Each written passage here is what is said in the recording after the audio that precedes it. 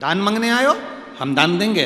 अंदर से आटे की कटोरी भर कर लाओ या चावल देने जाओ या कुछ देने जाओ तो उससे पहले महाराज जी श्री शिवाय नमस्तुभ्यम। महाराज जी को क्या हो गया, ये क्या बोल रहे, बोलो श्री शिवाय नमस्तुभ्यम।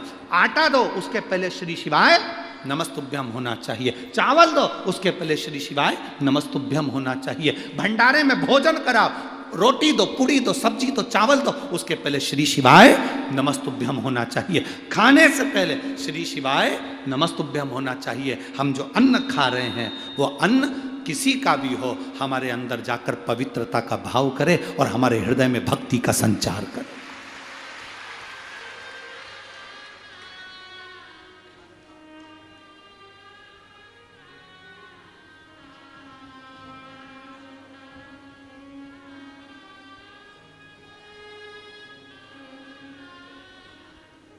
अवश्य पाइए।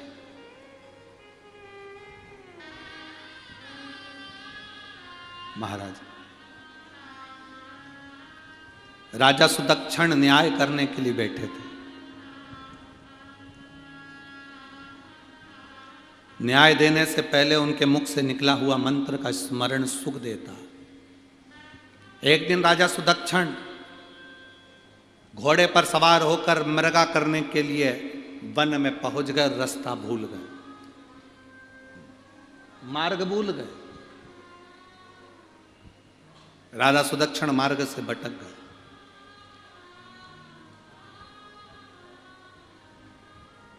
पर भीतर में जो मंत्र भरा हुआ था वो मंत्र डूबने नहीं देता।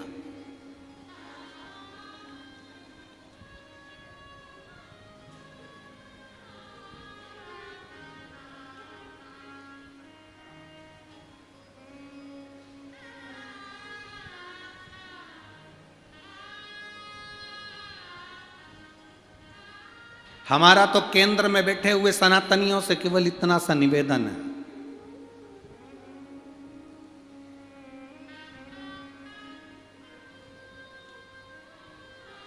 केंद्र में जितने सनातन धर्म के राजनेता सत्ताधारी बैठे हैं उनसे केवल एक ही निवेदन करेंगे, जब आने वाले समय में पूर्ण आनंद के साथ आप विराजमान हो जाएं, तब अपने स्कूलों की पढ़ाई में भारत के पाठ्यक्रम में रामायण, महाभारत, गीता इनको जोड़ देना चाहिए।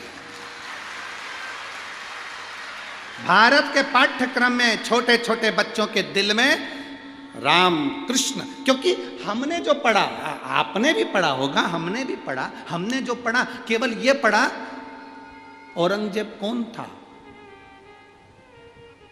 बाबर कौन था। हमने जो पढ़ा वो हमने केवल उनको पढ़ा।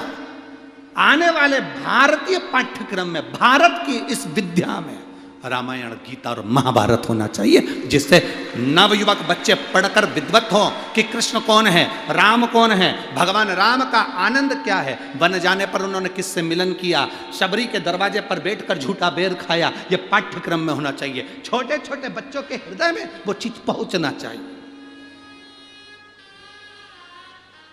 पाठ्यक्रम में पहले जब हम छोटे थे उस समय पर लिखने को आता था गाय का निबंध। आपको आता था कि नहीं आता था? जम के बोलो जरा। पहले छोटे थे तो लिखने को आता था गाय का निबंध, गाय का निबंध। हम लिखते थे गौ माता के 4 पांव होते हैं, 2 सींग होते हैं, लंबी पूंछ होती है। गाय के ऊपर हम मनन चिंतन करते थे कि और क्या क्या लिख सकते हैं। बोलो री जी जी, सही है कि गलत है? अब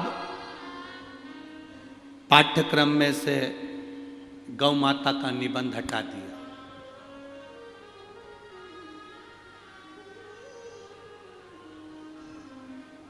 दूसरा निबंध लिखो, मैडम हैरी का निबंध लिखो। फिर लिखा चार्ली का निबंध लिखो। फिर उसका निबंध लिखो। कोई राजनेता का निबंध लिखो, कोई सत्ताधारी का निबंध लिखो। कोई राजनेता का निबंध लिखवा रहा है, कोई सत्ताधारी का निबंध लिखवा रहा है, कोई किसी का निबंध लिखवा रहा है। हमारी गौ माता को सो पाठ्यक्रम में से निकाल कर बाहर कर दिया। पहले छोटा छोटा बच्चा जब गौ माता का निबंध लिखता था तो गाय के प्रति प्रेम जागृत होता था तो दरवाजे पर आई हुई गाय को एक रोटी देकर भेजता था। अब वो प्रेम जागृत नहीं है।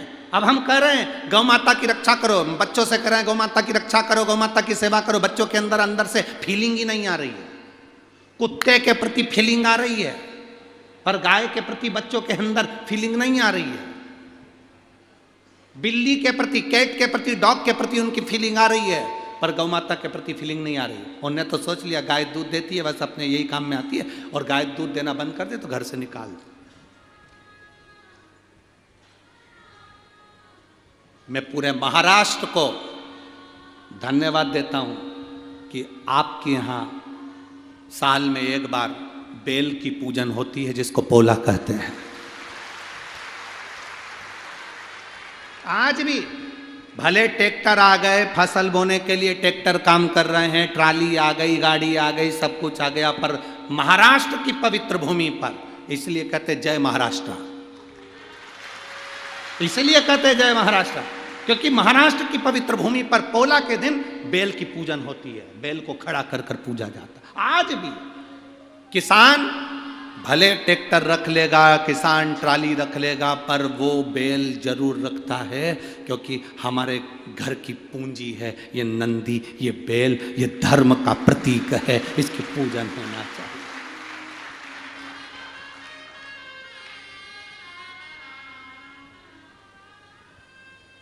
भूल जाए भाई, दुनिया में सब दूर जाओ और बड़े बड़े संतों से भी कहेंगे, हम साधुओं से भी कहेंगे, गुरुओं से भी कहेंगे, तुम दुनिया में बहुत सारी जगह जाना पर एक बार महाराष्ट्र की धरा पर आकर देखना, जो संत का सम्मान महाराष्ट्र करता है उसके बराबर कोई नहीं कर सकता।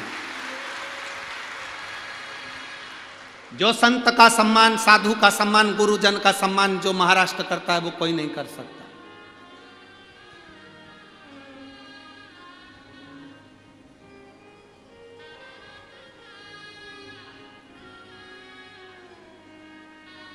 छोटे छोटे गांव में चले जाओ तो मांगने वाला जो कपड़े भी बदल कर मांगने आ जाता है तो गांव के लोग उसके भी पांव पड़ लेते हैं, बाबा जी आए हैं, बाबा जी। और बड़े बड़े शहर में चले जाओ, अच्छे से अच्छा विद्वान से विद्वान पंडित और महाराज भी चले जाए तो पैसे वालों को लगता है मांगने के लिए आया होगा। अंतर है।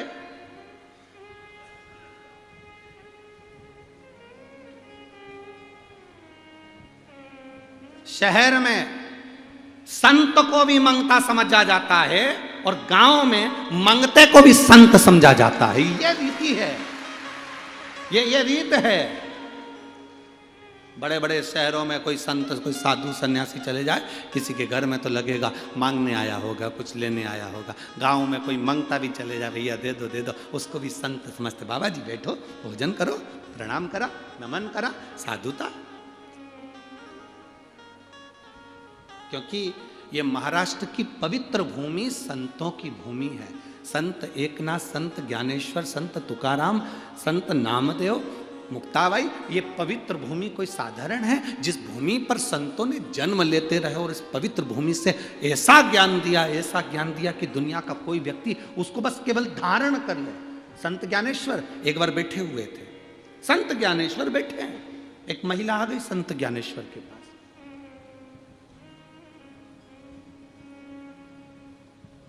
संत ज्ञानेश्वर जी के पास में एक महिला आई, आकर अपने बेटे को साथ में लेकर आई और संत ज्ञानेश्वर जी के पास में आकर बोली, बाबा जी, बाबा जी। बाबा जी बोले, क्या बात है, क्या हुआ? मेरा बेटा जो खाता है वोमिटिंग कर देता, उल्टी कर देता, पछता नहीं।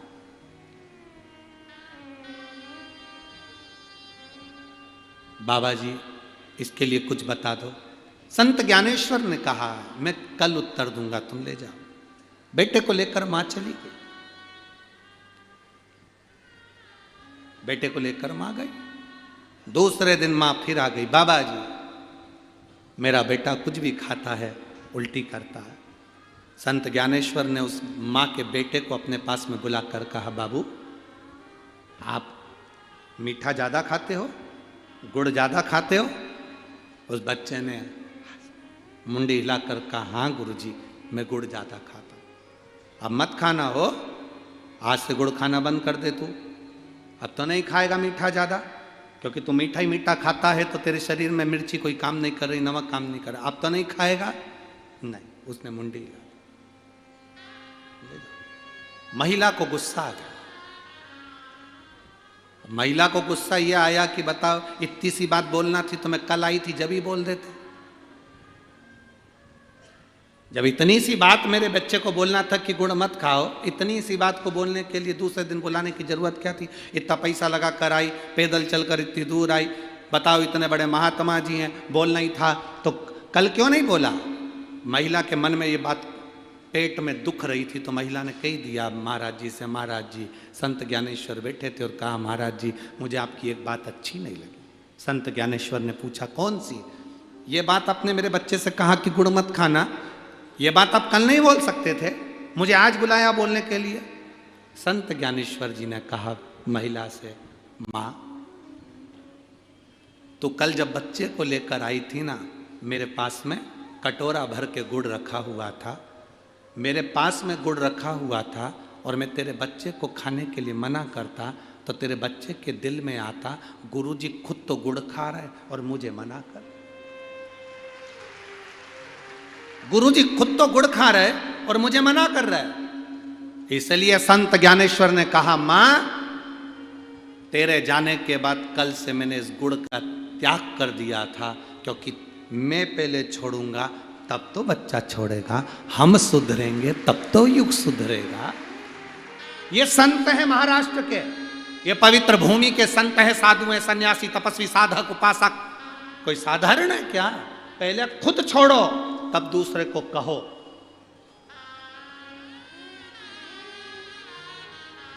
पहले खुद छोड़ो फिर दूसरे से कहो।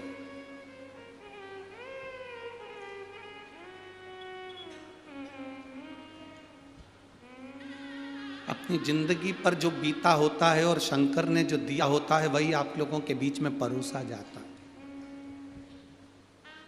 हमने भी हमारी जिंदगी में बड़ा दुख देखा, हमारे पिताजी ने भी दुख देखा, माता ने भी दुख देखा। वो दुख देखते देखते जो शिव ने साथ दिया आपके सामने वो प्रस्तुत करते हैं।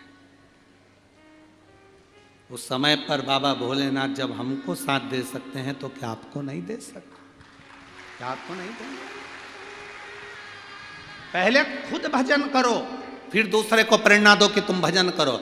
घर की सास पहले पशुपति व्रत करे तब बहू को प्रेरणा दे। घर की सास पहले मंदिर जाकर एक लोटा जल चढ़ाए तब बच्चों को प्रेरणा दे कि मैं जाती हूँ चल मेरे साथ, मैं जाता हूँ चल मेरे साथ। घर का पिता पहले खुद मदिरा छोड़े तब बच्चे से कहे कि तू मदिरा मत पीना। घर का पिता पहले गुटखा छोड़े तब बच्चे से कहे कि तू गुटखा मत खाना। घर का पिता पहले सिगरेट बीड़ी छोड़े तब बच्चों से कहना कि सिगरेट बीड़ी मत पीना। तुम पी रहे हो, तुम खा रहे हो और बच्चों से आस लगा कर बैठे हो, ये मदिरा नहीं पिएगा, ये गुटखा नहीं खाएगा, ये बीड़ी बिंडल नहीं पिएगा, तो तुम्हें देखकर वो जरूर पिएगा। पहले तुम्हें छोड़ना होगा तब वो छोड़ेगा। तुम छोड़ नहीं रहे और आस लगा कर बैठे हो मेरा बेटा राम बनेगा, मेरा बेटा राम बनेगा। तुम रावण जैसा चरित्र कर रहे हो। सुबह से घर में आए गुस्सा इतना तेज, क्रोध इतना तेज, चिड़चिड़ चिड़चिड़। कई माताएं छोटे छोटे बच्चों को लेकर आती हैं, हमारे को गुरुजी बच्चे को आशीर्वाद दे दो। खूब चिड़चिड़ करता, खूब गुस्सा करता। कितने साल का? 2.5 साल का, 3 साल का, 5 साल का बच्चा इतना चिड़चिड़, इतना क्रोध, इतना गुस्सा कि सामान उठा के फेंक दे। इसमें लक्षण आए कहां से? ये लक्षण किसी दूसरे के नहीं है। एक जगदम्बा तेरे हैं और दूसरे तेरे भेरू के हैं। आस लगा कर बैठे हो हमारा बच्चा राम बने, हमारा बच्चा राम बने, हमारा बच्चा राम बने। तुम्हारा बच्चा राम बनने को तैयार है रे, पर तुम दशरथ तो बनो, कौशल्या तो बनो। राम क्यों नहीं बनेगा? मेरा बेटा कृष्ण बने, तुम्हारा बेटा कृष्ण बनेगा, तुम यशोदानंद बाबा तो बनो। बनने में कहां देरी? आस कितनी सारी लगाई, आस लगाकर। एक माता पिता रास्ते में लड़ रहे थे। पिताजी कह रहे थे मैं बेटे को डॉक्टर बनाऊंगा, मां कह रही थी मैं इंजीनियर बनाऊंगी। दोनों की लड़ाई हो गई भयंकर। पति ने पत्नी को थप्पड़ खींच के मार दिया। पत्नी उधर रो रही, पति उधर रो रहा। वहीं से एक संत जा रहे थे, उनने पूछा क्या हो गया, लड़ाई हो रही है, किस बात पे? पति बोला मैं बेटे को डॉक्टर बनाऊंगा, पत्नी कह रही मैं इंजीनियर बनाऊंगी। संत ने कहा बेटे को बुलाओ, अपन अब भी पूछ लेते हैं। पति पत्नी दोनों बोले अभी तो वो पैदा ही नहीं हुआ, अभी पैदा नहीं, अभी हुआ ही नहीं है। अब जरा विचार करिए, जो पैदा ही नहीं हुआ उसके लिए कितना सोचना पड़ रहा है।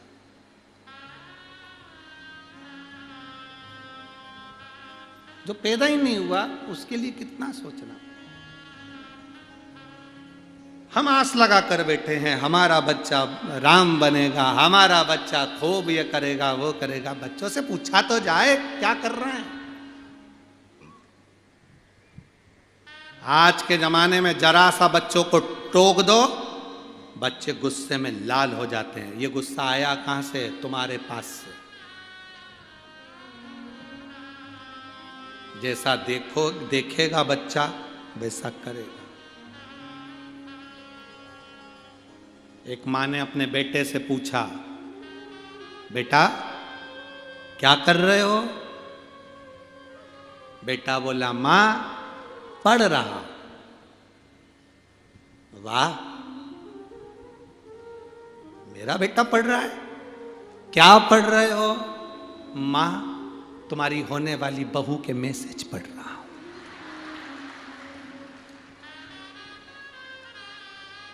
माँ धन धना के थप्पड़ लगाए। मैं समझी कि तू पढ़ाई कर रहा है, तू ये पढ़ रहा है। ध्यान दे, हम सोच रहे हैं कि ठीक है। ना ना ना,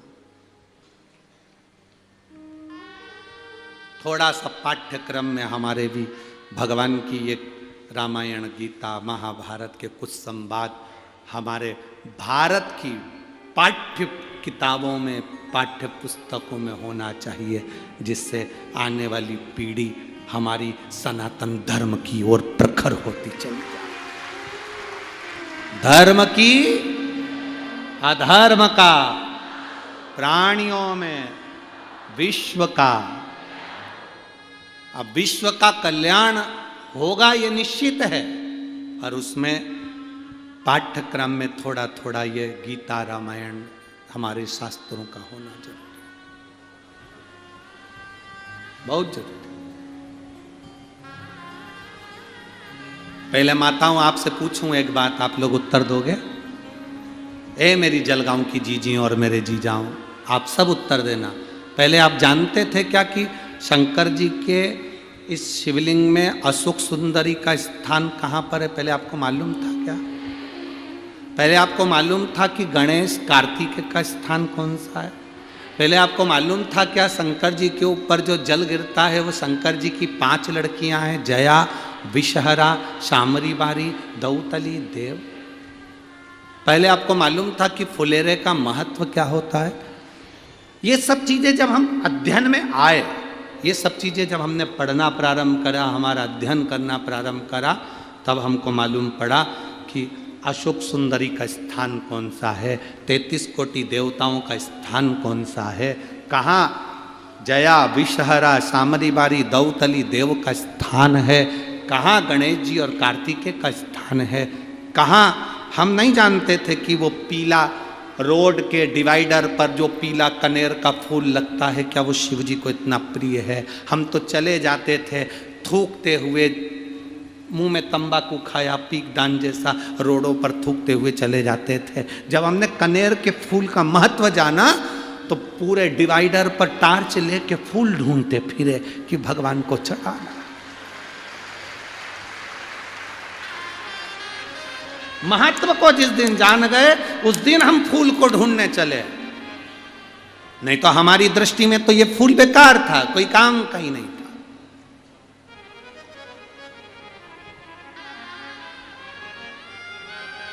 काली मिर्ची का महत्व क्या है, जिस दिन हम जाने तब समझ में आया कि क्या काली मिर्ची भी इतनी तेज होती है कि लोगों को लग जाती है।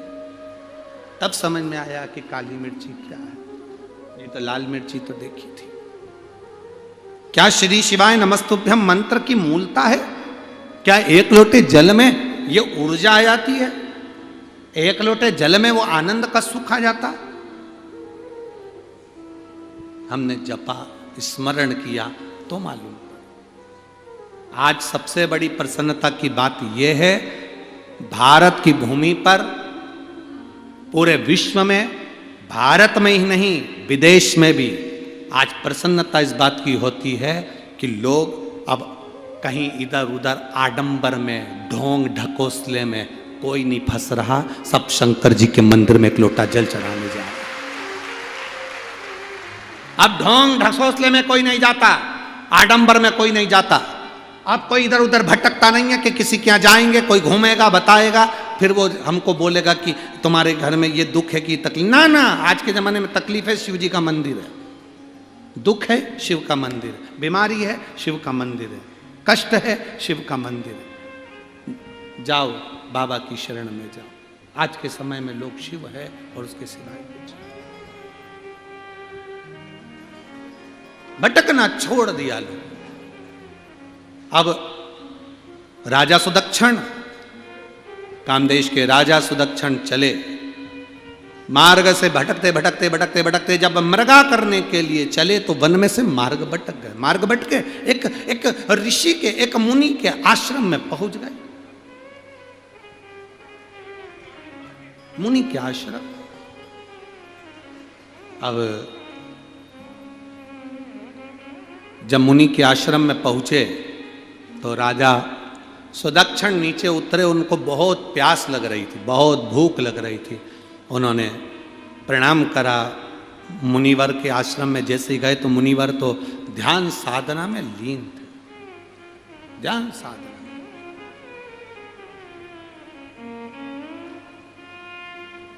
राजा का फर्ज है प्रणाम करना, नमन करना। जो राजा बनता है, जो राजा होता है, किसने क्या बोला, किसने क्या करा, किसने क्या कहा, राजा को उससे मतलब नहीं होता। एक बात अपनी जिंदगी में उतार कर रखना बहुत अच्छी। राजनीति के अंतर्गत कोई हारता है, कोई जीतता है। जब तुम राजा बनकर बैठ जाओ, जब तुम जीत जाओ, राजा बनकर सिंहासन पर बैठ गए, उस सिंहासन पर बैठने के बाद जब तक तुम सिंहासन पर नहीं बैठे थे, उस बीच में दौड़ में, उस दौड़ के अंतर्गत कोई कुछ कहे, कोई कुछ कहे, कोई कुछ कहे, कोई कुछ बोला, ध्यान से हटाकर राज सिंहासन पर बैठो। और जैसे बच्चा होता है, बच्चा थोड़ी देर में भूल जाता है कि मेरी किससे लड़ाई हुई थी। बच्चा थोड़ी देर में भूल जाता है कि मेरा किससे झगड़ा हुआ था। सिंहासन पर बैठने के बाद जब तुम जीत जाओ और सिंहासन पर बैठ जाओ तो तुम्हें भी यह भूल जाना चाहिए कि कौन ने मेरा साथ दिया था कि नहीं दिया था। दिया ना दिया उसका, कि मेरा साथ इसने नहीं दिया, इसने मुझे गाली दी, अब शब्द कहा, ताने दिया, आड़ा तेड़ा, ना ना, हम राज सिंहासन पर बैठे, हमारी सत्ता पर बैठे। अब हमें विचार नहीं करना। प्रजा सब तुम्हारी है, जितनी प्रजा है वो तुम्हारी है। राजा सुदक्षण जब मुनिवर के यहाँ पहुंचे, आश्रम में पहुंचे, आश्रम में पहुंचकर उन्होंने प्रणाम कर कर कहा, मुझे बहुत बहुत भूख लग रही है, बहुत प्यास लग रही है। मुनिवर मुनिवर मुनिवर मुनिवर मुनिवर आवाज लगा रहे हैं। मुनिवर आराम कर रहे, भगवान का भजन कर रहे, विश्राम कर रहे, भगवान की स्तुति कर रहे। ध्यान नहीं। थोड़ी देर बाद मुनिवर के नेत्र खुले, और मुनिवर के नेत्र खुले तो मुनिवर ने कहा, क्या बात है राजन, क्या हो गया आपको, कैसे आना हुआ? राजा कहते हैं, महाराज जी रास्ता भटक गया हूं, भूख प्यास लग रही है, इसलिए आपके आश्रम में आया।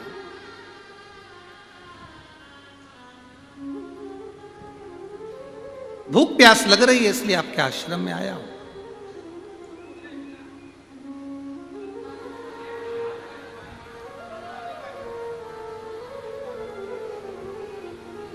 कभी कभी ऐसा हो जाता है, कभी कभी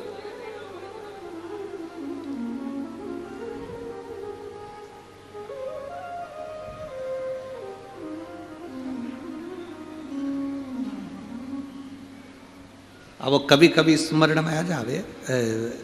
आज एक आप लोगों को मालूम होगा कि हम शुरू के 7 दिन की कथा में से 3 दिन तो नहीं मिलते, पीछे के 2-3 दिन जो रहते उसमें थोड़ा सुबह के समय मिलन हो जाता है।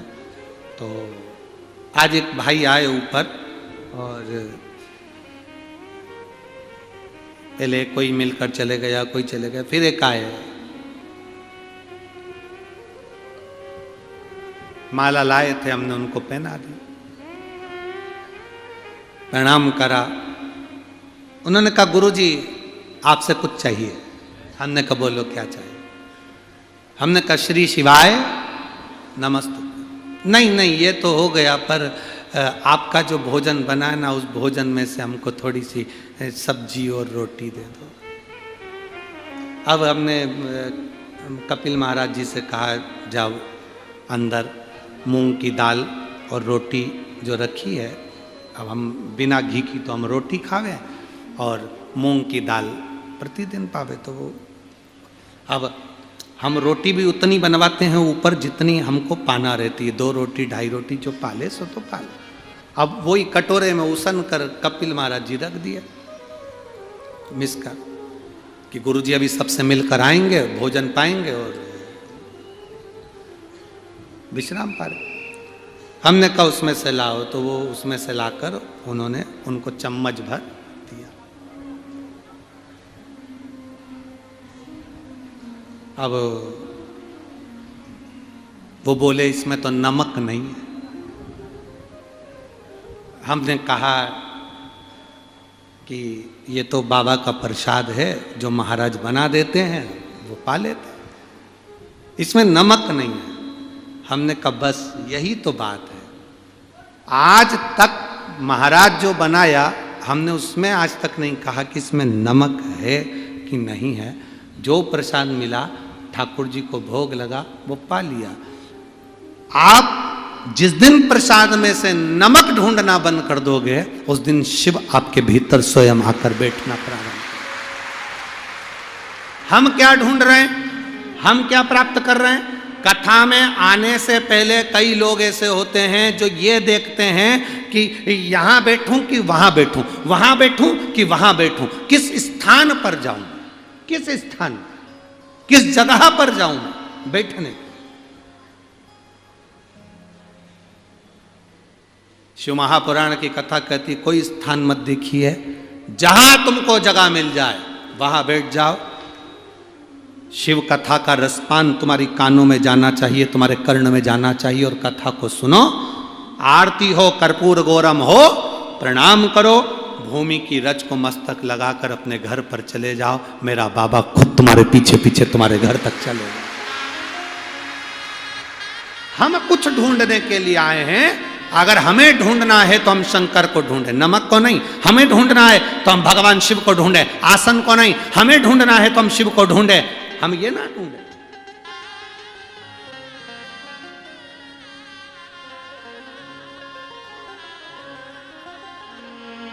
वो कौन से मठ के महाराज जी आए थे यार,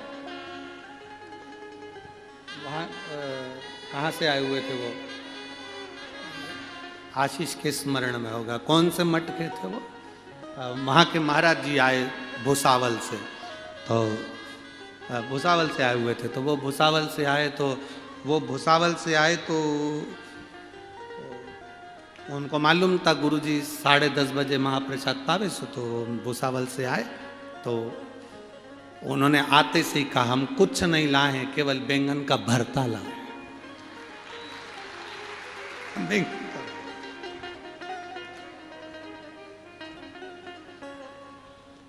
हमारे दत्त मंदिर में हमारे बाबा के, हमारे उस आश्रम में वो बनता है और लोग उसको पाते हैं। हम आपके लिए वही लेकर आए। बड़ा भाव देखिए उनका, दिल देखिए। अब ये प्रसाद है, ये प्रसाद। हम जब यहां से किसी को बेलपत्र देते हैं ना, तो हम शिव जी से ये कह देते हैं कि ये लेकर जा रही है ना, तो ये प्रसाद है, ये खाए ना बस इसके जितने तकलीफ दुख हैं कष्ट हैं सब दूर कर दे। प्रसाद, प्रसाद की मूलता क्या है, प्रसाद की महत्वता क्या है कि हम जब पाएं तो प्रभु का दर्शन साक्षात हो जाए, साक्षात दर्शन,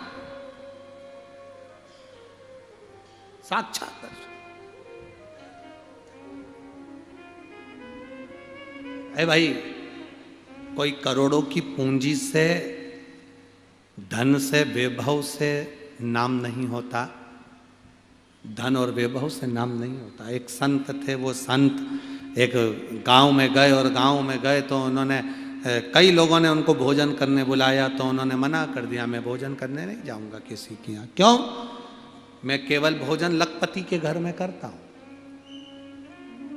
कौन बोले? कौन बोले? संत बोले, मैं भोजन केवल लखपति के घर में करता हूं, मैं किसी के घर भोजन करने नहीं जाऊंगा। पूरे गांव में चर्चा हो गई, ऐसा महाराज किस काम का, बताओ, ये तो ढोंगी है, ये तो प्रपंची है। बताओ, लखपति के घर का भोजन करता है, गरीब कहां जाएंगे? गरीबों के घर का भोजन कौन करेगा? गांव में थू थू होने लगी। महाराज जी का एक शिष्य था, उस शिष्य ने कहा, गुरुदेव आपको भोजन करने नहीं जाना था, मत जाते। पर ये क्यों कहा कि लखपति के घर का भोजन करता हूं? सबका विचार गलत हो गया। गुरुजी ने कहा, तू मुझे जानता है ना कि मैं लखपति किसको कहता हूं? मैं जानता हूं गुरुजी आपको कि आप लखपति किसको कहते हैं, तो तुझे समझाना था ना कि लखपति मैं किसको कहता हूं।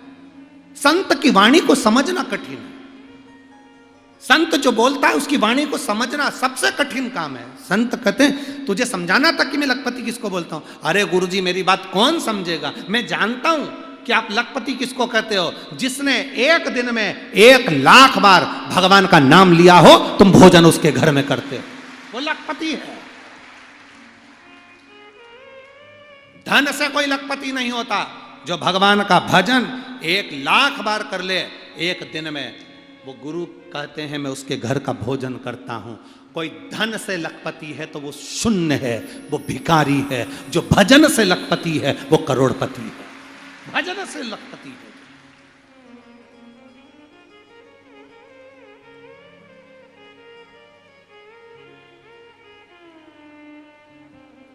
आप लोगों में से कितने लोग हैं जो शेगांव गए हैं? गए हो शेगांव? चलो, स्वामी समर्थ जी के यहां गए हैं दर्शन करने के लिए, ठीक है। संत के यहाँ, संत तुकाराम जी के यहाँ, संत ज्ञानेश्वर जी के यहाँ, संत स्वामी समर्थ जी के यहाँ, शेगांव गजानन महाराज जी के यहाँ आप लोग जाते होगे। मेरा विश्वास कहता है जब भी किसी संत के दरवाजे पर जाना, होटल में भोजन मत करना।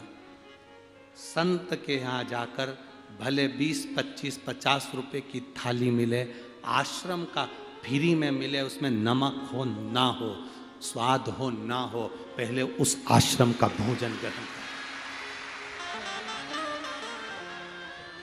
आप में से कितने लोग हैं जो गजानन महाराज जी के यहाँ भोजन करके आए? शेगांव करके आए हो? स्वामी समर्थ बाबा के यहाँ करके आए हो? टिक्कड़, भले बैंगन का भरता मिले चाहे रोटी का टिक्कड़ मिले। कभी आप धोनी वाले दादा के यहाँ जाना, वहां पर भी अगर आप गए होगे तो टिक्कड़ जो मिले आश्रम में, भले 25 रुपए की थाली मिले, 50 रुपए की मिले, 10 रुपए की मिले, चाहे 10 रुपए 50 रुपए कितने की भी मिले, चाहे फ्री में मिले, पर होटल का खाना तुम कभी भी खा लेना। पर तुम जब किसी आश्रम में प्रवेश करो, किसी भगवान के मंदिर में जाओ, किसी गुरु के दरवाजे पर जाओ, तो वहाँ मांग कर खाना, भैया आपके यहाँ का थोड़ा सा टिक्कड़ दे दो, थोड़ा सा मेरे को भोजन दे दो। क्यों? गुरु के दरवाजे का, संत के द्वार का, भगवान के द्वार का जो भोजन होता है वो हजारों अंदर के रोगों को समाप्त कर देता है। क्योंकि संत के यहाँ इतना भजन होता है, संत के यहाँ इतना भजन होता है, गुरु के यहाँ इतना भजन होता है, साधु के यहाँ इतना भजन होता है, तपस्वी के यहाँ इतना भजन होता है, इतना भजन होता है कि वो समाप्त कर देता।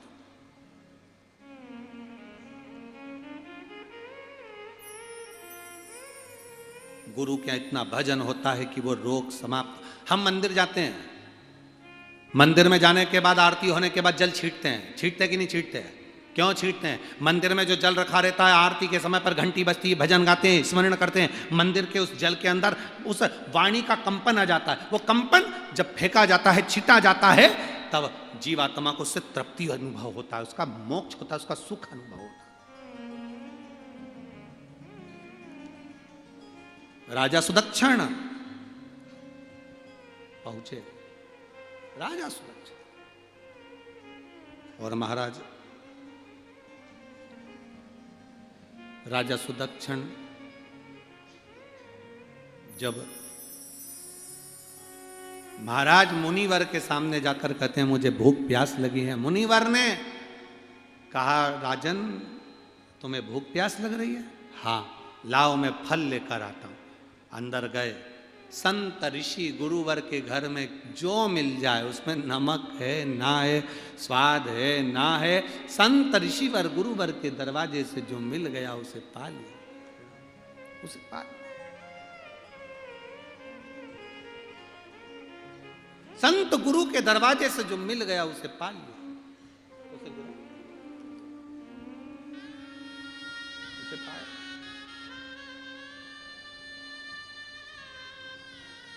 महाराज अब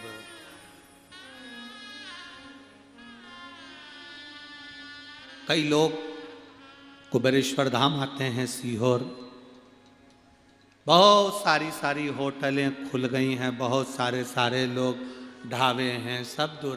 पर आप भले ढाबे पर भोजन करो, होटल पर भोजन करो, पर कुबेरेश्वर धाम जब जाएं, जिस समय भोजन का हो या खिचड़ी का प्रसाद भी, वहाँ ज़्यादातर तो खिचड़ी का जो प्रसाद मिलता है आप उसे पाएं, भले वो पतरी हो, गाढ़ी हो, कट्ठी हो, उसको थोड़ा सा पाएं, मांग कर साफ कर कर बर्तन फिर जाए। उसका फल कितना है? कई लोग तो आते हैं तो उसमें डब्बा में थोड़ा सा देना, साहब लेकर जाना। दिन भर कुबेरेश्वर धाम की कंकर शंकर की भूमि पर दिन भर भगवान का भजन, दिन भर श्री शिवाय नमस्तुभ्यम जपा जा रहा है, दिन भर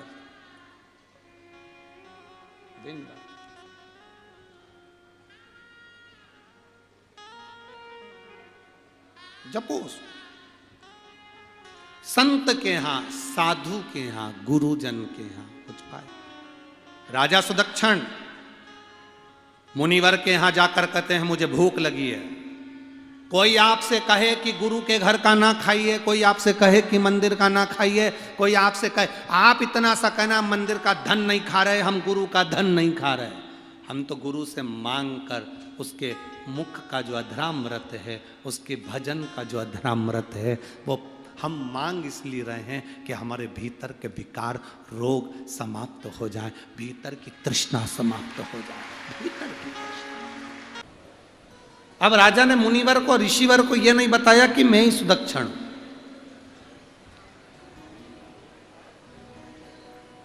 आप कितनी बड़ी गादी पर बैठते हो, आप कितने बड़े सत्ताधारी हो, आप कितने बड़े वैभवपति हो, आप कितने बड़े किस सिंहासन के मालिक हो, आप कौन से किस जगह कर कौन सा पद आपके पास में है, आप सबको बताओ।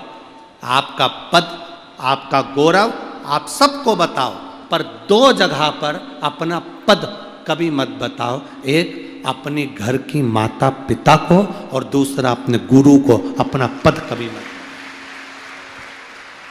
एक माता पिता को कभी मत कहो कि मैं इतना बड़ा सत्ताधारी हूं, मेरे पास में इतना वैभव है, मेरे पास इतनी सत्ता है, मेरे पास में ये है, मेरे 40 नौकर हैं, 50 नौकर हैं, मेरे हाथ के नीचे इतने लोग काम कर रहे हैं, मैं वहां का राजा हूं, मैं वहां का ये हूं, मेरे पास ये मिनिस्टर का पद है, मैं यहाँ का मंत्री, वहां का संतरी, मैं आमदार, मैं खासदार, मैं ये मैं वो, ना ना ना, मैं अध्यक्ष, मैं उपाध्यक्ष, कुछ नहीं। माता की दृष्टि में पुत्र पुत्र रहना चाहिए और पुत्र की दृष्टि में, पुत्री की दृष्टि में, पुत्र की दृष्टि में माता पिता रहना चाहिए। उनकी दृष्टि में ये कुछ मान सम्मान ये नहीं होना चाहिए कि पिता के पद से बड़ा बेटे के लिए कोई पद नहीं है, कि मैं पिता है मेरे, उनके सामने में छोटा। अपने गुरु के आगे, संत के आगे, साधु के आगे, ऋषिवर के आगे महात्मा के आगे, सन्यासी के आगे, तपस्वी के आगे, साधक के आगे, उपासक के आगे कभी मत कहो कि तुम्हारे पास कौन सा पद है, तुम्हारी कितनी प्रतिष्ठा है, तुम कहाँ के राजा हो, कहाँ के महाराजा हो, कहाँ का पद प्रतिष्ठा तुम्हारे पास।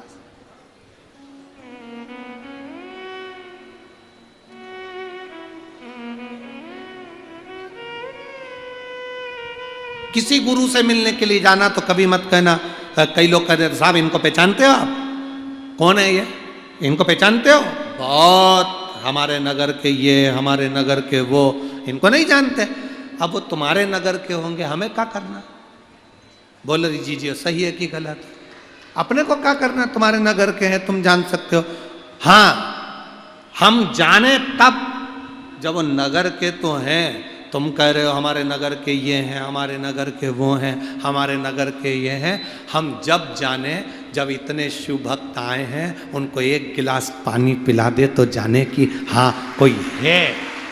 अब कहने को तो तुम कह दो साहब कि हमारे नगर के ये ऐसे हैं, वो वैसे हैं, हाँ किसी भूखे को भोजन करा दे, प्यासे को पानी पिला दे, तो जैसे वो माता एक एक टॉफी दे रही है, श्री शिवाय नमस्तुभ्यम कह रही है, तो उसने खुद की वीडियो नहीं बनवाई, वो तो कोई लड़का जा रहा होगा, उसने वीडियो बनाकर सोशल मीडिया पे डाल दी। जब व्यक्ति कुछ अच्छा करता है तो उसका दुनिया गुणगान करती है। अच्छा करोगे तो गुणगान होगा ना, कोई क्या कहे। अरे मत बुरे कर्म कर बंदे वरना पछताएगा, भगवान की आंखों से तू बच नहीं पाएगा, तू बच नहीं पाएगा। अरे ओ अज्ञानी मत करना दानी, तेरे कर्म का फल भी तू ही पाएगा, जैसा किया तूने तेरे आगे आएगा। मत बुरे कर्म कर बंदे वरना पछताएगा, भगवान की आंखों से तू बच नहीं पाएगा, तू बच नहीं पाएगा। तुम क्या हो, किसी को क्या मानो, आपका व्यवहार बताएगा। एक मित्र ने एक मित्र को फोन लगाया और फोन लगाकर बोला और कैसा है, बहुत बढ़िया।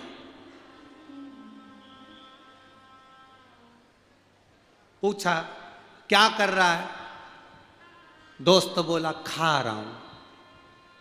तुम बोलो क्या कर रहा था वो, जम के तो बोलो खा रहा हूं। मित्र ने मित्र से पूछा कैसा है, बहुत बढ़िया। क्या कर रहा है, खा रहा हूं। मित्र बोला फोन पर अकेले अकेले खा रहा है, कभी कभी हमको भी याद कर लिया कर। उसने कहा जा पत्नी की मार खा रहा हूं, आजा तू खा ले, तू खा। अच्छा है मेरे मार का बंटवारा तो हो जाएगा कम से कम। राजा सुदक्षिण ने पूछा ये फल इतने मीठे क्यों, तो कहा हमारे नगर का राजा अच्छा, हमारा राजा बहुत अच्छा। कोई कितना भी तुम्हारा बुरा करे, कोई कितना भी तुमको अपशब्द कहे, कोई कितना भी तुमको ताना दे, कोई तुमको कितनी भी गाली दे, नगर का राजा ऐसा होना चाहिए कि उसके चेहरे पर सल ना आए। कह दिया ना कोई बात नहीं, आड़ा टेढ़ा बोल दिया ना कोई बात नहीं, गाली दे दी ना कोई बात नहीं, अपशब्द कह दिया ना कोई बात नहीं। पहचानता नहीं था, जानता नहीं था, वो अपने को हल्के में ले रहा था, कोई बात नहीं, भगवान का भजन नहीं। कहे उसको कहने वाले को कहने दो, बोलने वाले को बोलने दो, कहने वाले को कहने दो। राजा, हमारे नगर का राजा अच्छा है, इसलिए हमारे यहां के फल भी मीठे हैं, फल मीठे हैं। राजा सुदक्षिण ने पूछा कि फल राजा के अनुसार चलते हैं क्या? हाँ। जिस नगर में जिस राज्य में राजा अच्छा हो, जिस नगर में जिस राज्य में भजन होता हो, जिस गांव में जिस नगर में जिस राज्य में भगवान की भक्ति होती हो, वहाँ बीमारी प्रवेश करने से पहले भी सोचती है कि मैं किसी को मारूं कि ना मारूं। कई छोटे छोटे गांव ऐसे हैं जिसमें कोरोना महामारी प्रवेश तक नहीं करी। बड़े बड़े शहरों में लोग ककड़ी भुट्टे की तरह मर रहे थे, और छोटे छोटे गांव में तो बड़े बड़े डॉक्टर भी नहीं थे। एक साधारण टेबल पर बैठे हुए गांव के छोटे छोटे डॉक्टरों ने उनको इंजेक्शन लगा दिया, दवाई दे दी, और वो समझ गए कि अब मेरे को कोरोना नहीं है। उनका विल पावर अंदर से मजबूत, वहीं के डॉक्टरों ने कर दिया कि तुम बीमार नहीं हो, जाओ घर जाओ।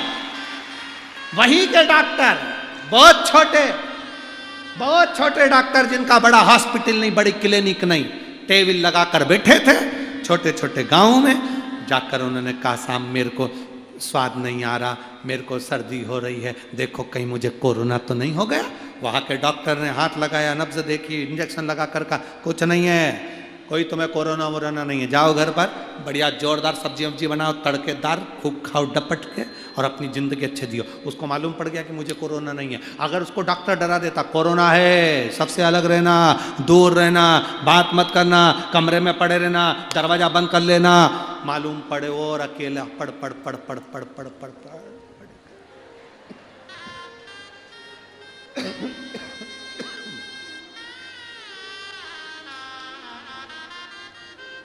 ये जो कोरोना में आधे से ज़्यादा जो मरे हैं ना, ए जीजियो सही बताना ईमानदारी से, गला पकड़ रहा है बाबू। कोरोना में आधे से ज़्यादा जो मरे हैं वो केवल दहशत में मरे हैं। अकेले पड़े पड़े उनको लगता रहा कि अब तो हम बच ही नहीं पाएंगे, अब तो परिवार वालों से मिल ही नहीं पाएंगे, अब तो हम किसी से मिल भी नहीं सकते, अब तो गला पकड़ रहा बहुत। राजा सुदक्षिण ने पूछा, क्या ऐसा हो सकता है?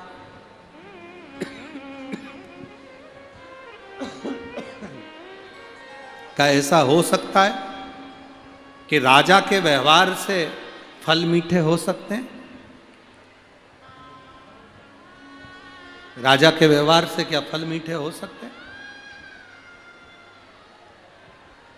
क्यों नहीं? अगर राजा का व्यवहार बेकार होगा तो ये फल भी कड़वे हो जाएंगे, खट्टे हो जाएंगे, और बगीचा पूरा उजड़ जाए, बगीचा पूरा उजड़ जाए, ये फल भी बेकार हो जाए। ऐसा होता है? हाँ। राजा सुदक्षिण ने विचार करा, एक बार प्रैक्टिकल करने में क्या जाता है, जरा देखूं मैं। आज राजा सुदक्षिण गया, और राजा सुदक्षिण आज गया नगर में, उसने कर बढ़ा दिया, लोगों को परेशान करना प्रारंभ करा। परेशान करने के थोड़े दिन बाद उस मुनि के दरवाजे पर गया तो उसका बगीचा बिखरा हुआ था, फल खाए कड़वे हो चुके थे, खट्टे हो चुके थे। राजा ने मुनिवर से पूछा, तुम्हारे फल खट्टे और कड़वे कैसे हो गए? महाराज, हमारे यहाँ का राजा फिर बेकार हो गया। राजा भक्ति कर रहा है तो फल भी मीठे होते हैं।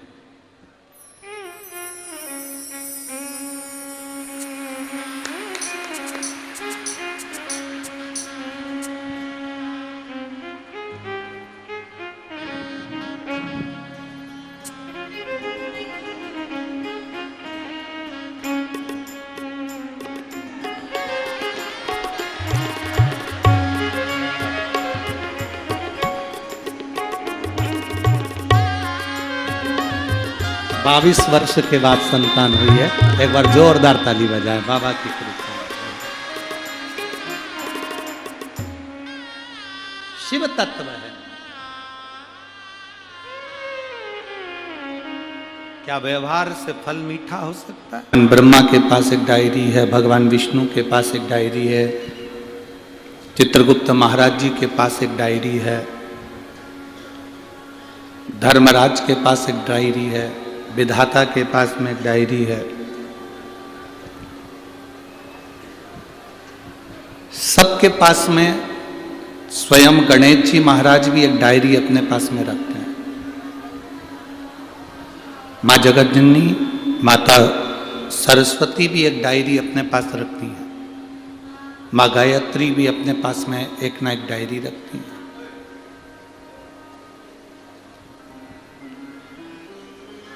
पर एक भगवान शिव ऐसे हैं जिनके पास में डायरी नहीं है, कोई डायरी नहीं। जो डायरी को अपने पास रखते हैं वो देव कहलाते हैं, जो अपने भक्तों को दिल में रखते हैं वो महादेव कहलाते हैं।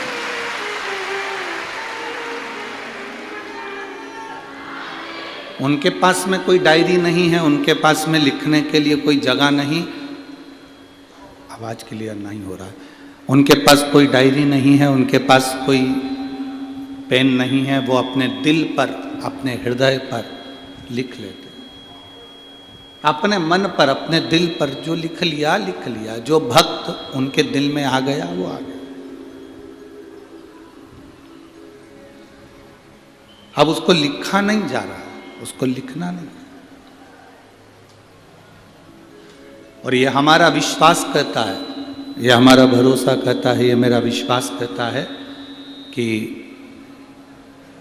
जितने भी यहाँ शिव महापुराण की कथा को श्रवण कर रहे हैं और जितने टीवी चैनल के माध्यम से कथा सुन रहे हैं, जितने फेसबुक यूट्यूब के माध्यम से कथा सुन रहे हैं, जितने भगवान की कथा को श्रवण करने के लिए यहाँ पर आए हैं, जितने टीवी पर कथा सुन रहे हैं, फेसबुक यूट्यूब पर कथा सुन रहे हैं, आप सबको मेरे भोलेनाथ ने डायरी में नहीं लिखा, आप सबको मेरे भोलेनाथ ने अपने दिल पर लिखा, अपने हृदय में लिखा। उसको डायरी में लिखने का समय नहीं है। जो मुख से एक बार भगवान शिव का नाम ले लेता है, जो मुख से एक बार श्री शिवाय नमस्तुभ्यम कह लेता है, जो मुख से पंचाक्षर मंत्र नमः शिवाय कह लेता है, जो मुख से षडाक्षर मंत्र ओम नमः शिवाय कह लेता है, वो भगवान की दिल की डायरी में नोट हो जाता है, वो लिख लिया जाता है।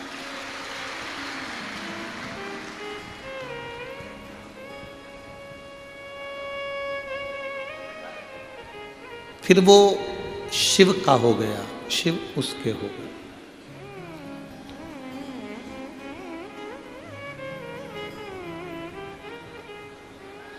दुनिया में किसी का होना सरल है। शिव महापुराण की कथा कहती है, दुनिया में किसी का होना सरल है। आप किसी के हो सकते हो।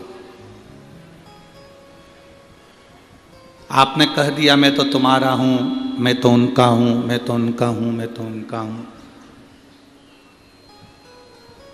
दुनिया में किसी का होना सरल है, पर शिव महापुराण की कथा कहती है दुनिया में किसी को अपना बनाना कठिन है, वो बहुत कठिन। अब आपने करा क्या? ये शिव महापुराण के माध्यम से आप क्या कर रहे हो? शिव महापुराण के माध्यम से आप देवाधिदेव महादेव को अपना बना रहे हो, भगवान शिव को अपना बना रहे हो। भगवान ओगड़दानी को आप अपना बनाने का प्रयास कर रहे हो।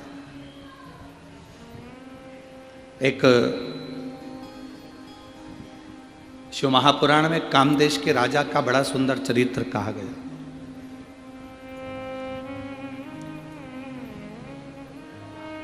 बड़ा सुंदर चरित्र।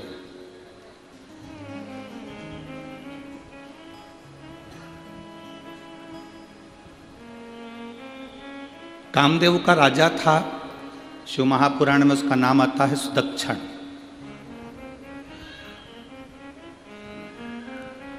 बड़ा शिव भक्त था। अब वो कामदेव का जो राजा था सुदक्षण, अपनी धर्म पत्नी सुदक्षिणी के साथ में भगवान शिव की आराधना किया करता था, भगवान शंकर की आराधना।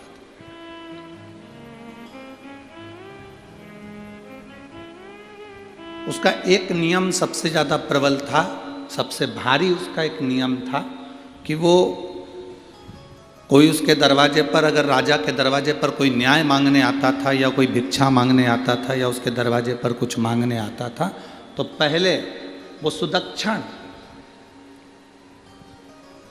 उससे 108 बार भगवान शंकर का नाम मुख से निकलवाता था। कल आपको कथा में कहा था, डीले कम कर दे बाबू, कल आपको कथा में कहा था कि कोई आपके दरवाजे पर मेहमान आया, आपके दरवाजे पर कोई अतिथि आया, आपने उसको चाय पिलाई, मेहमान को भोजन कराया, ठंडा मीठा जो भी खिलाना था खिलाया। बाद में वो मेहमान खा पी कर सोकर आराम कर कर 2 दिन में 3 दिन में चला गया, पर उस मेहमान ने आपके घर में जाकर शिवालय का दर्शन नहीं किया, तो उस मेहमान का आना बेकार है और आपका मेहमान के प्रति जो रुझान है वो भी बेकार।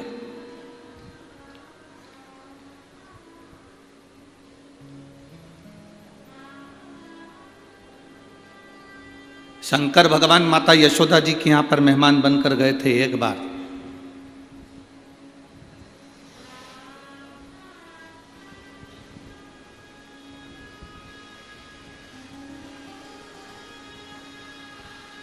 वो कहे श्री कृष्ण के दर्शन करने चले सदा शिव गोकुल, गली गली में शोर मचाए चले सदा शिव। क्या मांगने के लिए गए? भगवान कृष्ण का दर्शन। मेहमान आए और तुम्हारे दरवाजे पर आकर के कि हमें भगवान का दर्शन करा दो, तो समझ लो कि मेहमान भी सार्थक है और तुम्हारा घर भी सार्थक है, ये दोनों सार्थक।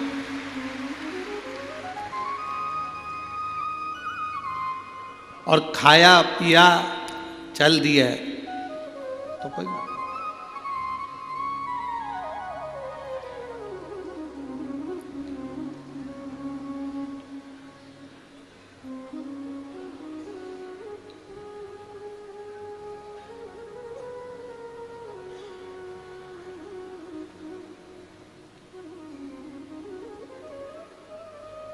कई लोग आते हैं हमारे पास में फोटो लेकर, गुरुजी हम लड़की देखकर आए हैं, 10 लोग गए थे, लड़की देखकर आए, लड़के के लिए बहुत अच्छी है, व्यवहारिक है, गुरुदेव परिवार अच्छा है।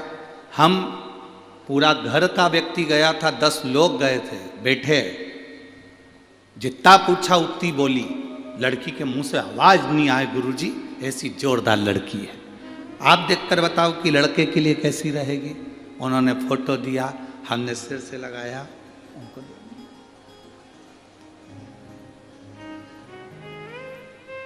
10 लोग गए, एक शब्द नहीं बोली गुरुजी, इतनी सुशील लड़की है। हमने कहा अभी नहीं बोली है, जब वो बोलेगी तो तू भी डोलेगी, अभी काहे बोलेगी, अभी तो शादी ब्याह करना है, उसको भी मालूम है कि संबंध करना है तो थोड़ा मुख को दबा कर रखना पड़ेगा, कम बोलना पड़ेगा। हमने लड़की देखी, घर देखा, परिवार देखा, कुटुंब देखा, पर निवेदन है जिस लड़की के साथ लड़के की शादी कर रहे हो या लड़के के साथ लड़की की शादी कर रहे हो, एक बार जब लड़की देखने जाओ या लड़का देखने जाओ तो पहले उसके घर के मंदिर को, उसके घर के देवालय को, उसके घर के शिवालय को भी जरूर देखो। उसके घर के देवालय शिवालय को भी देखो कि वो सेवा करती कि नहीं करती, भजन के प्रति उसका भाव है कि नहीं।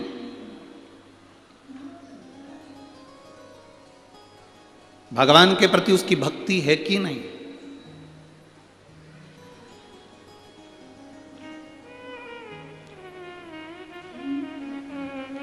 उसका भाव प्रबल है कि नहीं, ये उसके भीतर होना चाहिए। भक्ति का भाव अगर जागृत नहीं होगा तो जीवन का कोई सुख नहीं।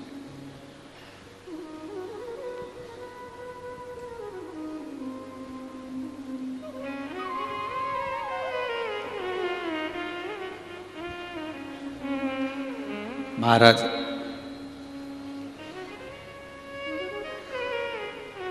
एक कह देना कर लेना अलग बात है। सास बहू से कह कि तू ये सोमवार का व्रत कर ले, पशुपति व्रत कर ले, सास के कहने पर बहू करे, वो एक अलग बात है। बहू के अंदर पशुपति व्रत के प्रति भाव जागृत हो जाए और जब वो व्रत करे वो एक अलग बात है, फिर महादेव सुनता ही है। फिर महादेव सुनेगा ये पक्का है, फिर महादेव श्रवण करेगा ये निश्चित है।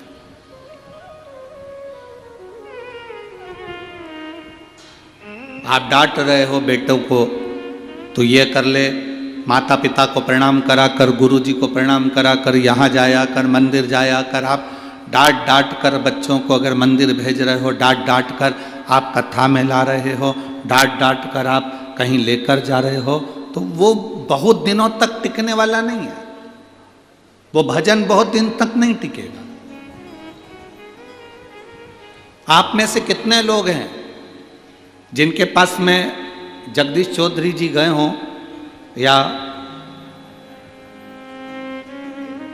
उनके भाई तुषार जी गए हों या भरत जी गए हों और उन्होंने आपसे मार ठोक के कहा हो कि नहीं तुम्हें कथा सुनना ही पड़ेगा? किसी को मार ठोक के कहा कि कथा में जाना पड़ेगा? कथा सुनने तो तुमको आना ही पड़ेगा, चाहे कुछ भी हो जाए। सियोर वाला मारा जा रहा है, तुम्हें तो आना ही पड़ेगा। ना ना ना, शिव महापुराण की कथा कहती है मार ठोक कर अगर किसी को बदला तो क्या बदला, वो बदलाव बहुत समय तक नहीं चलता, फिर वो बदलाव हो ही नहीं पाता है, वो बदलाव नहीं हो पाता। भय दिखाकर, डर दिखाकर किसी को बदला तो वो बदलाव नहीं होगा।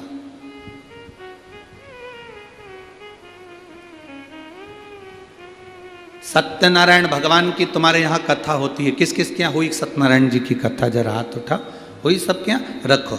सत्यनारायण जी की कथा होती है तो सत्यनारायण भगवान की लोग कथा सुनने के लिए नहीं आते, उसकी शुरू में पूजन होती है उसमें नहीं आते। सत्यनारायण की कथा में लोग कब पहुंचते हैं?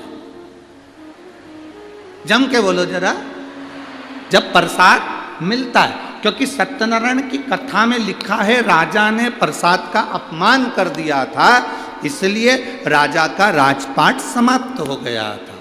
फिर लिखा उसने सत्यनारायण भगवान के प्रसाद का अपमान कर दिया था तो वो राजा के साथ में ये दुख हुआ। फिर लिखा उसके यहाँ ऐसा हुआ तो उसने भगवान का अपमान कर दिया, इसलिए उसको ये तकलीफ हुई। पर शिव महापुराण में कहीं नहीं लिखा कि किसी ने शंकर भगवान का अपमान कर दिया और उसको दुख भोगना पड़ा हो। इतना जरूर लिखा है कि किसी को मार कर, ठोक कर, दबाव देकर, डरा कर, भय करा कर कभी उसको सत्संग में मत लगाओ। हमने कथा के दूसरे दिन की कथा में कहा था, कोई कहता है कि हमने इतने लोगों को बदल दिया, कोई कहता है हमने इतने लोगों को ये बना दिया, हमने इन लोगों को वापिस ये बना दिया। हमने एक बात कही थी, चोटे को तुम कितना भी धर्म बदलवा लो, चोर का कितना भी बदलवा लो, वो चोटा की चोटा ही रहेगा, वो कभी छूटेगा। उसको तुम कितना भी, आपका मन करे तुम कितना भी उसको बदलने का प्रयास करो, वो वैसा की वैसा ही रहेगा, वो नहीं बदले। शिव महापुराण में इतने सालों से आप लोग कथा सुन रहे हो, टीवी पर, आस्था चैनल पर, मोबाइल पर, फेसबुक पर, यूट्यूब पर। कभी हमने इस व्यासपीठ से ये नहीं कहा होगा कि आप नरक चले। हमने नरक शब्द यूज ही नहीं करा। हमने ये भी नहीं बोला कि तुम कथा सुनोगे तो बैकुंठ चले जाओगे। जो गए वो आज तक बताने नहीं आए कि हम बैकुंठ में हैं कि नरक में हैं। तुम्हारे जलगांव का कोई गया हो और आकर कहा हो तो बात दूसरी है, हमारे यहां का नहीं बताया। ना हम कभी कहते हैं कि तुम बैकुंठ जाओगे, ना हम कभी तुमसे कहते हैं कि तुम नरक जाओगे।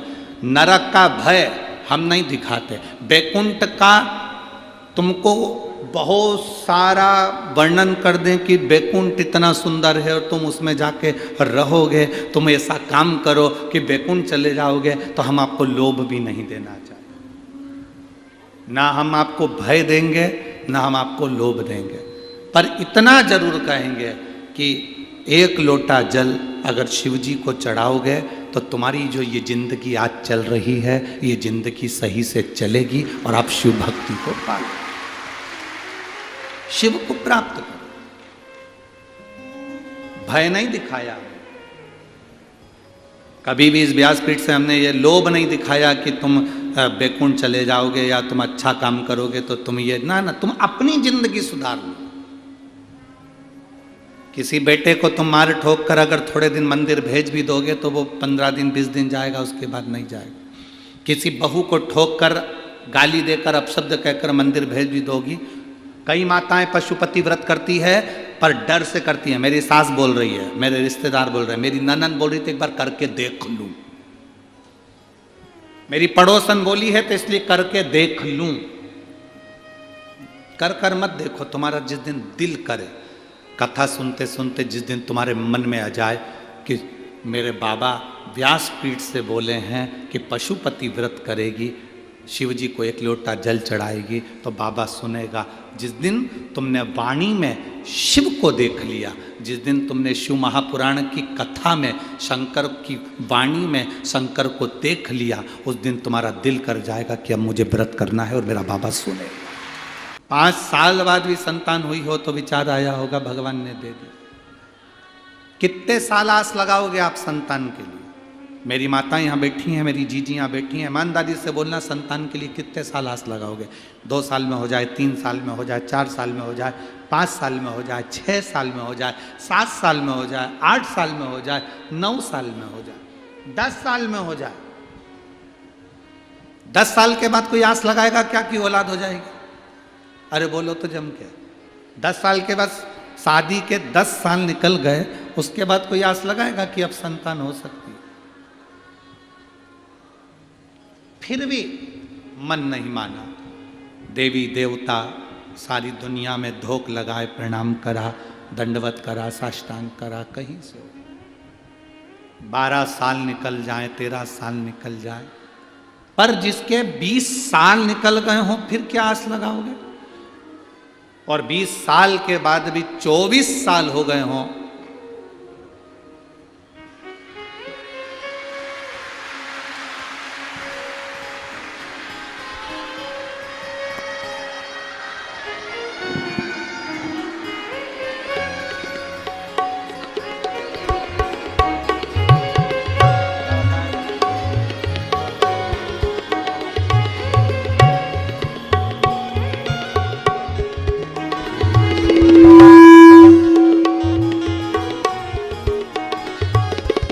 तो 24 साल के बाद बाबा ने दिया, 24 वर्ष में। एक जब सब जगह से आस समाप्त हो जाए, सब दूर से जब थक जाओ, सब अपने विश्वास से मत थकना, अपने भरोसे से मत थकना, अपनी दृढ़ता से मत थकना। भरोसा नहीं टूटना चाहिए तुम्हारा, विश्वास नहीं छूटना चाहिए तुम्हारा। इस व्यासपीठ ने ना तो कभी आपको डराया कि आप नरक चले जाओगे, इस व्यासपीठ ने ना कभी आपसे कहा कि आप मरने के बाद बैकुंठ चले जाओगे। इस व्यासपीठ ने हमेशा एक ही बात कही कि जैसा कर्म करोगे वैसा फल भोगोगे, जैसा कर्म करो वैसा फल। मत बुरे कर्म कर बंदे वरना पछताएगा, भगवान की आंखों से तू बच नहीं पाएगा, तू बच नहीं पाएगा। अरे ओ अज्ञानी मत करना, अरे ओ अज्ञानी मत करना। तेरे कर्म का फल भी तू ही पाएगा, जैसा किया तूने तेरे आगे आएगा। मत बुरे कर्म कर बंदे वरना पछताएगा, भगवान की आंखों से तू बच नहीं पाएगा, तू बच नहीं पाएगा। बस शिव कथा कहती है आपकी दृढ़ता, आपका भरोसा छूटे ना। कई माताएं पशुपति व्रत कर लेती हैं किसी के कहने पर, बाद में उनका काम नहीं होता तो वो कहती हैं हमने करा था, हमारा तो हुआ ही नहीं। कारण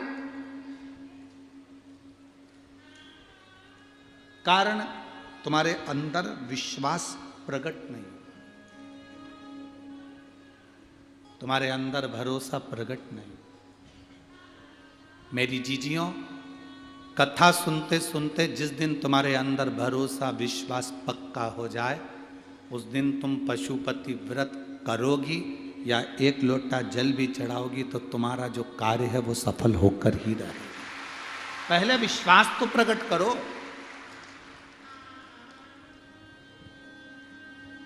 सास का दिल जीता ही नहीं और सास की रकम चाहिए, दे देगी। जलगांव की दे सकती है, हमारे सीहोर की नहीं देगी।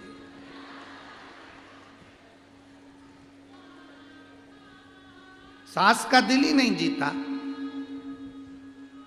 सास का आदर नहीं कर रही, सम्मान नहीं कर रही, उसको माँ की तरह मान नहीं रही, उसको आदर नहीं दे रही, सम्मान नहीं कर रही, सत्कार नहीं कर रही, और आस लगा कर बैठी है कि मेरी सास मुझे रकम दे दे। पहले दिल तो जीतो, सास के प्रति विश्वास तो जीतो कि मेरी सास मुझे प्रेम करती है, मेरी सास मुझे आदर देती है, मैं भी अपनी सास को आदर दूं। ये भीतर का जब प्रेम प्रबल हो जाएगा तब रोम रोम संत हो जाएगा, सास तुम्हें तिजोरी की चाबी दे देगी। भरोसा ही नहीं जीते तुम तो अब यार, और तुमने चालू कर दिया कि सास हमें सोने की रकम दे, सास हमको ये दे, सास हमको वो दे। ना ना ना ना, जलगांव की सास दे सकती है, सीहोर की सास नहीं देगी।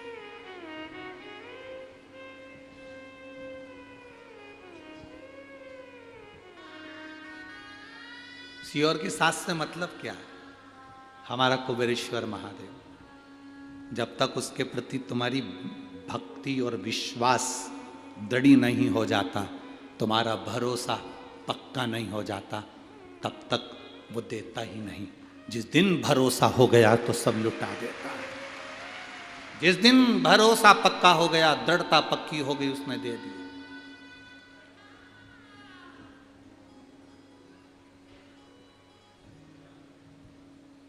पहली कथा है जलगांव की जिसमें 2 बोरी भराकर पत्र आ चुके हैं। आज चौथे दिन की कथा तक 2 बोरी पत्र। क्या दिया उन 2 बोरी पत्र में? पढ़ना। कभी तुम्हें फुर्सत मिले तो बैठ जाना और पढ़ना उसमें कि बाबा ने क्या दिया। विश्वास जिसका जागा, भरोसा जिसका जागा,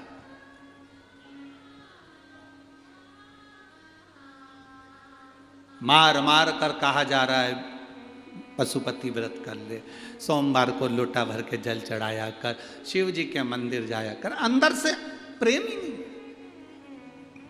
अंदर से विश्वास ही नहीं, तो क्या फायदा? पर मेरा विश्वास कहता है, इस व्यासपीठ से हमारा विश्वास कहता है, आप जो लाखों की संख्या में कथा सुनने के लिए आए हो, टीवी पर, आस्था चैनल पर इतने चैनल आते हैं, सारे चैनल छोड़कर 2 बजती है और आप कथा के लिए इतने आतुर हो जाते हो कि टीवी आँख खोलकर, मोबाइल खोलकर ऑफिस में बैठ जाते हो। यह हमारा विश्वास कहता है कि आपके अंदर विश्वास जागा है। आपके अंदर विश्वास जागा है मतलब आप यहाँ से कथा सुनकर जाओगे, दिल से प्रार्थना कर कर जाओगे, तो तुम्हारे अंदर जो विश्वास जागा है, तुमने बाबा से जो झोली पसार कर मांगा है, ये विश्वास कहता है कि अगली कथा जहां होगी वहां तुम्हारा भी लेटर, तुम्हारा भी पत्र वहां पर होगा। ये निश्चितता है, ये भरोसा।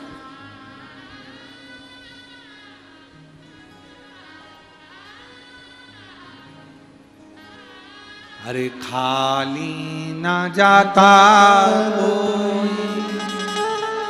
दर से तुम्हारे, खाली ना जाता कोई दर से तुम्हारे, मैं भी खड़ा हूँ नदी पार पसारे, अपने हृदय से लगा लो, लगा लो, गिरा जा रहा हूँ, उठा लो, भोले अपने दर से अब तो ना टालो, गिरा जा रहा हूँ, उठा लो। शिव कथा कह रही है, भगवान ओगढ़दानी का संवाद कर रहे, शिव महापुराण की कथा कर, विश्वास जगाइए अपने भीतर, विश्वास, भरोसा। महाराज कामदेश के राजा सुदक्षण उनकी धर्म पत्नी के साथ सिंहासन पर बैठते थे और न्याय देते थे। न्याय देने के पहले उनका एक निर्णय था, दरवाजे पर कोई मांगने आएगा तो 108 बार नमः शिवाय, ओम नमः शिवाय कहे। न्याय दिया जाएगा तो उसमें भी श्री शिवाय नमस्तुभ्यम या ओम नमः शिवाय कहा जाएगा। बहुत जरूरी है। आप भी एक नियम बना लो, जलगांव की इस पवित्र कथा से, बड़े जटाधारी महादेव की इस पवित्र भूमि से, कि हम भी एक नियम बनाते हैं, हमारे दरवाजे पर अगर कोई मांगने आएगा तो पहले उसके मुख से हम नमः शिवाय, ओम नमः शिवाय या श्री शिवाय नमस्तुभ्यम कहलवाएंगे। रोटी का दान देने से पहले, धन का दान देने से पहले, अन्न का दान देने से पहले, सामान का दान देने से पहले हम नाम का दान देंगे। नाम का दान, राम नाम दे दो, कृष्ण नाम दे दो, शिव नाम दे दो, हरि विठ्ठल दे दो, पांडुरंगा दे दो, या तुम्हारा मन करे तो श्री शिवाय नमस्तुभ्यम दे दो। हम पहले नाम का दान करें, पहले हम नाम दान देंगे।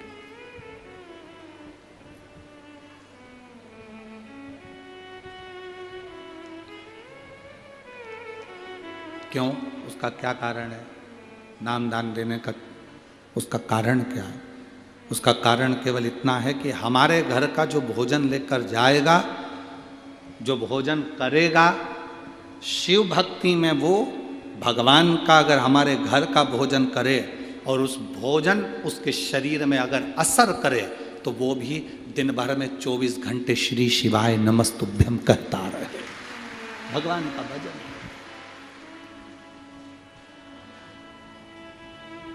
अभी एक महिला की वीडियो जलगांव की चल रही है। अब कौन महिला है हमें तो नहीं मालूम, पर उस महिला की वीडियो सोशल मीडिया पर चल रही है। वो एक छोटा सा माइक यहाँ कसी हुई है, यहाँ पर उसने माइक कस रखा है और यहाँ से उसने एक हेड वो माइक लगा रखा है। उसके पास में एक झोले में टॉफियाँ हैं, शायद आप लोगों में से कोई से मिली होगी या आप लोगों ने भी देखा होगा।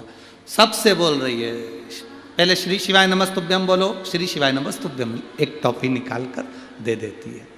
श्री शिवाय नमस्तुभ्यम, एक टॉफी निकाल कर दे देती है। आपने देखा है क्या उसको? अरे बोलो तो जम के।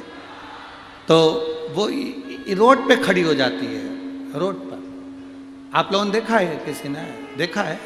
वो तो वो रोड पर खड़ी होती है और रोड पे खड़ी होकर टॉफी रखती है, श्री शिवाय नमस्तुभ्यम, श्री शिवाय नमस्तुभ्यम।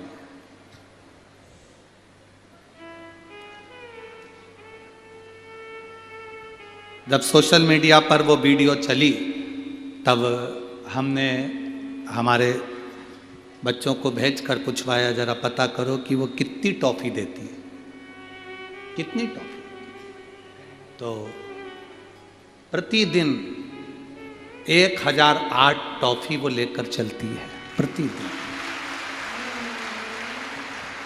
अब 1008 लोगों से श्री शिवाय नमस्तुभ्यम कहलवाना, फिर उनको टॉफी देना, उनका मुंह मीठा कराना, और खुद भी बोल रही है, सामने वाला भी बोल रहा है।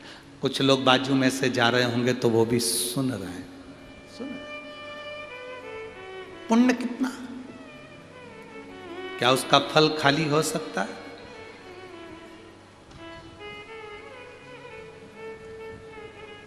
आते भी राम कहो, जाते भी राम कहो, सुबह और शाम कहो, जय जय सीता राम कहो। क्या भजन जो हम कर रहे हैं, मंत्र जाप जो हम कर रहे हैं, नाम जाप जो हम कर रहे हैं, वो खाली जा सकता है? नहीं। आज मंदिरों में लोगों ने लिख दिया दरवाजे पर, श्री शिवाय नमस्तुभ्यम। आप बड़ा जटाधारी का मंदिर का दर्शन करने जाना, उसके भी दरवाजे पर लिखा हुआ है श्री शिवाय नमस्तुभ्यम। कोई पढ़ेगा, उसकी आंखों से वो अंदर जाएगा, कोई बोलेगा तो सुनकर वो अंदर प्रवेश करे। उसका फल हमारे लिए है,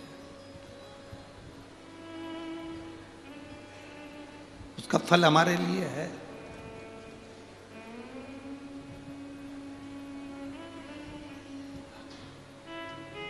हम जपते हैं श्री शिवाय नमस्तुभ्यम, हम जपाते हैं श्री शिवाय नमस्तुभ्यम, हम जपते हैं श्री शिवाय नमस्तुभ्यम, हम जपाते हैं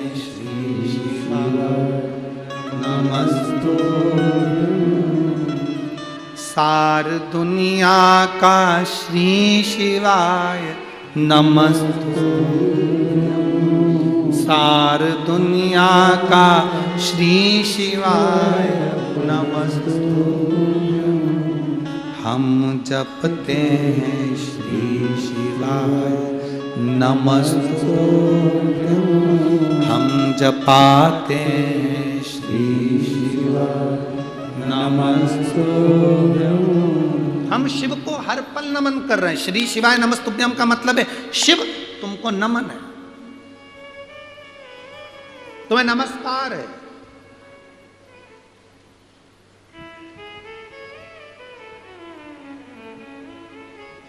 आप किसी को बार बार सलूट मारिए, बार बार सलूट मारिए, बार बार प्रणाम करिए, बार बार प्रणाम करिए।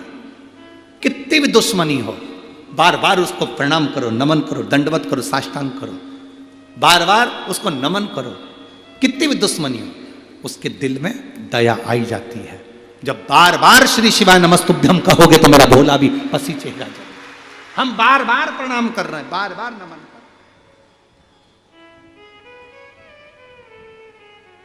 शिव महापुराण किस किस के घर में है? आप लोगों में से कितने लोग हैं जिन्होंने शिव पुराण पढ़ी है? शिव महापुराण की विद्येश्वर संहिता में लिखा है, जो एक बार मुख से श्री शिवाय नमस्तुभ्यम कह देता है, उसके मुख का मात्र दर्शन कर लो तो अश्वमेध यज्ञ का फल प्राप्त हो जाता है। विद्येश्वर संहिता में शिव महापुराण के अंतर्गत लिखा, मात्र मुख का दर्शन करने वाले को भी कोटि कोटि पुण्य फल प्राप्त हो जाता। अब कामदेश के राजा सुदक्षण अपनी धर्म पत्नी सुदक्षिणी के साथ बैठे हैं। न्याय करने से पहले 108 बार भगवान का नाम लिवाते। तुम्हारा न्याय होगा, पहले मंत्र बोलो, बोलो नमः शिवाय, बोलो ओम नमः शिवाय, बोलो श्री शिवाय नमस्तुभ्यम, और न्याय होगा निश्चित है।